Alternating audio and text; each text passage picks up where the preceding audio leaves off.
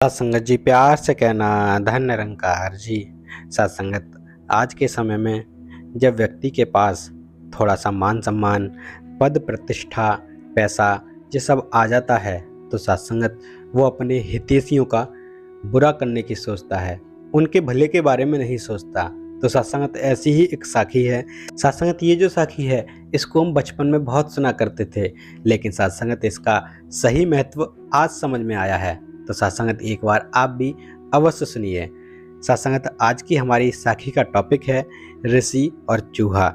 सत्संगत, एक वन में एक ऋषि रहते थे और उनके डेरे पर बहुत दिनों से एक चूहा भी रहता आ रहा था। यह चूहा ऋषि से बहुत प्यार करता था और जब वे तपस्या में मगन होते थे तो बड़े आनंद से उनके पास बैठकर भजन सुनता रहता था।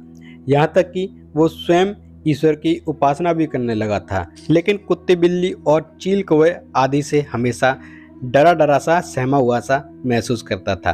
तो सत्संगत, एक बार ऋषि के मन में उस चूहे के प्रति बहुत दया आ गई और सोचने लगी कि ये बेचारा चूहा हर समय डरा सा रहता है, क्यों न इसे शेर बना दिया जाए ताकि इस बेचारे का डर समाप्त हो जाए और ये बेधड़क होकर हर स्थान पर घूम सके।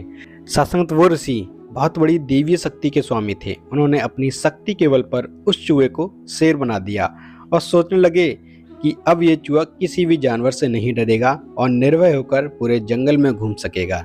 लेकिन सत्संग, चूहे के शेर बनते ही उस चूहे की तो सारी सोच ही बदल गई और वो सारे वन में बेधड़क घूमता।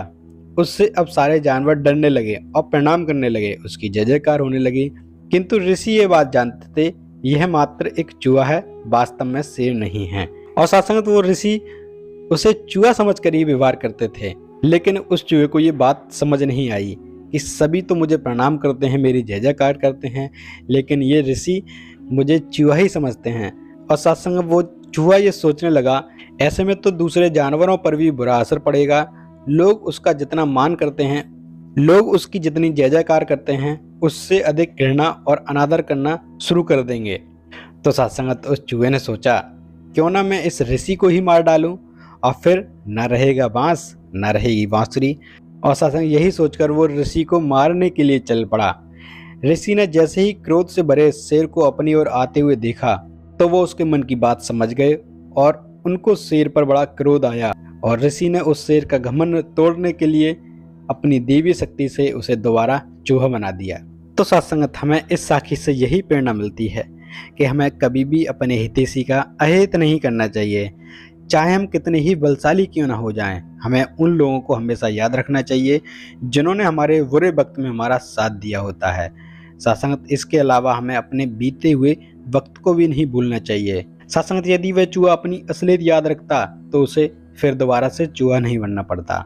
और सत्संगत, बीता हुआ समय हमें घमंड से बाहर निकालता है। और सत्संगत, कहते हैं कि अपनी औकात और गुरु की सौगात हमें कभी नहीं भूलनी चाहिए, हमेशा याद रखनी चाहिए।